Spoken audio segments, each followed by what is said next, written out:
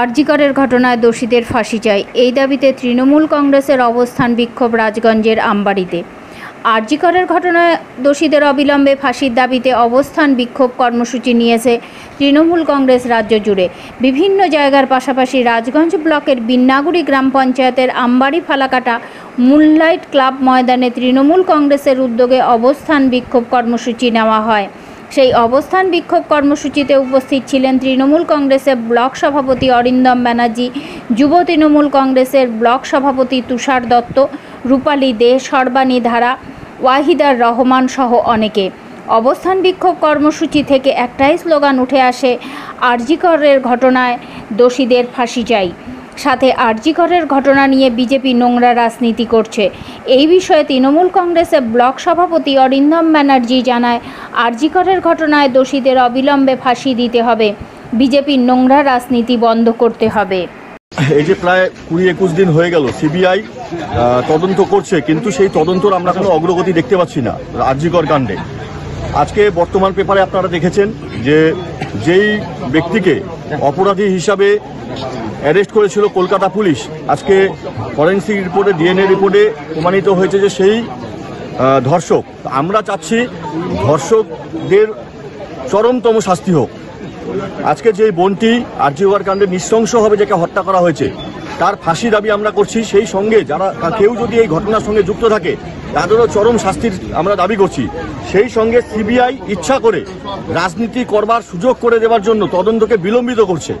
এই বিলম্ব যাতে না করা হয় তার প্রতিবাদে আজকে আমাদের এই প্রতীকী অবস্থান বিক্ষোভ, এবং তারপরে আমরা মোমবাতি মিছিল করব।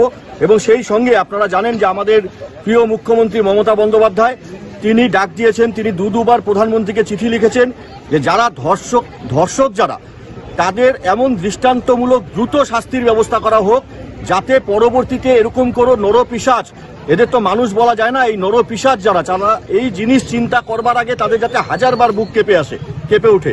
আমরাও চাচ্ছি যে আমাদের মুখ্যমন্ত্রী সব বিধায়কদের নিয়ে আগামী সোমবার ও মঙ্গলবার যে আইন প্রণয়ন করতে যাচ্ছেন ধর্ষণ প্রতিরোধ করবার জন্য, চরমতম আইন ধর্ষকদের বিরুদ্ধে, সেই আইন অবিলম্বে কেন্দ্রকে সেই আইন প্রণয়ন করতে হবে, যাতে মানুষ ভয় পায় কোনো নারীর গায়ে হাত তোলার জন্য।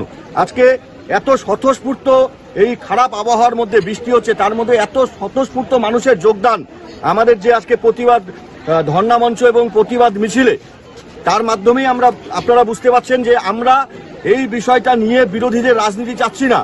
আমরা চাচ্ছি সমগ্র নারী সমাজ তাদের সুরক্ষা প্রতিষ্ঠিত হোক।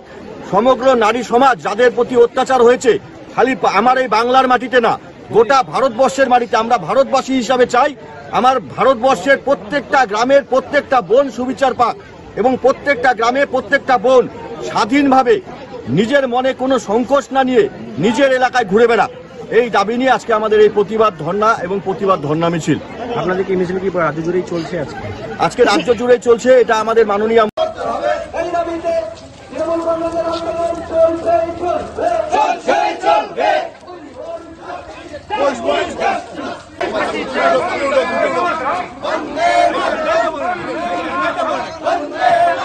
আগা